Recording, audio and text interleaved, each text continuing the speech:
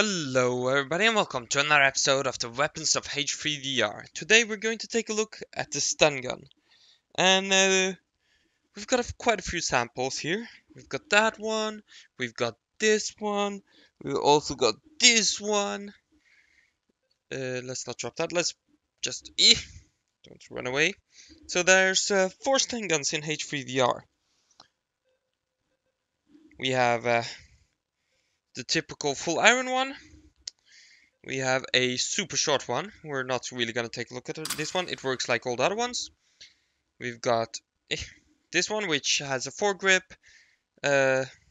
slightly more fancier, wooden stock, wooden pistol grip. This one doesn't have a pistol grip at all, so slightly more expensive.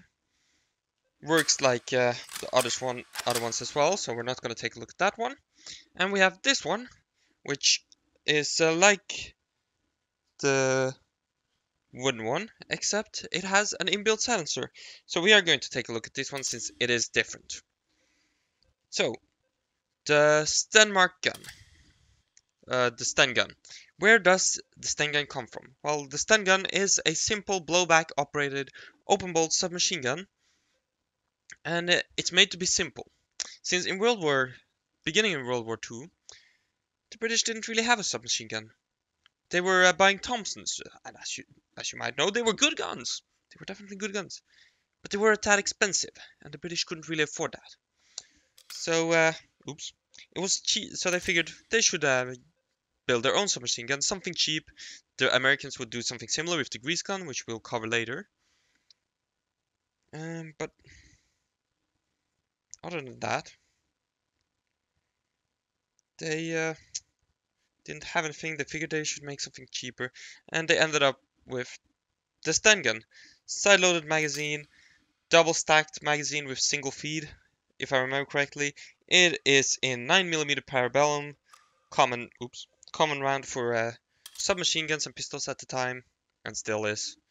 It's open bolt, like I mentioned. It has, unlike the Thompson, it has a safety notch.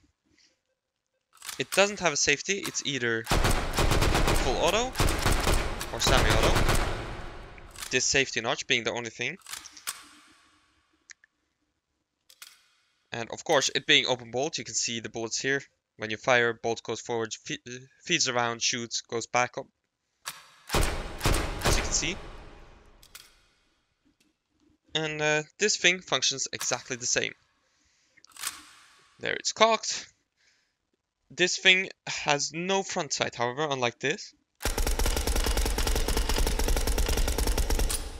And the rate of fire on these things isn't the best, but it's manageable in full auto. Let's do some on-target shooting.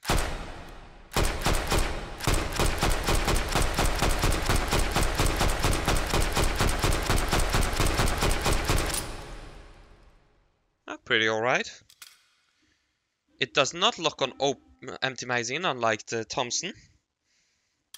This is, after all, a simplified submachine gun. The sight is very simple, as you can see, no adjusting or anything. It's just a simple aperture sight, just a simple straight piece of metal, really. Zeroed for something meters, probably 100 standard.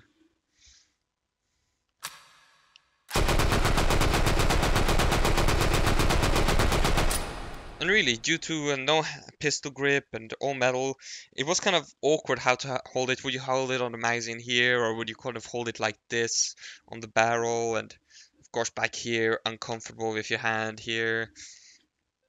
All around, it wasn't the most comfortable gun to shoot, but it was cheap, which is why the British basically just kept on producing it till the end. And it did serve the British well, obviously, having made multiple revisions. But yeah, you sacrifice some luxuries if you want something cheap. The Germans, of course, did something similar with their MP40. Although the MP40 was earlier, that was also relatively cheap, easy, all metal, no fancy wood, simple, easy to accidentally grab the mag in H3VR on this one. But still.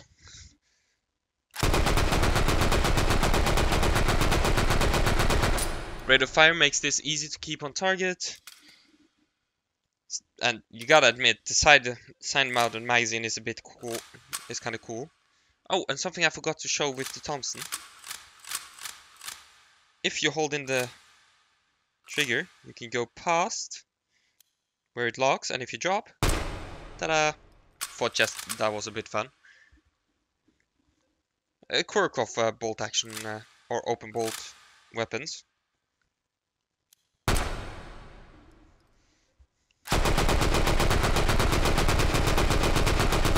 But yeah, this was really just emergency cheap World War II submachine gun to replace the very expensive American Thompson. So I hope you all enjoyed watching. Thank you for watching and joining as always, and I hope to see you next time.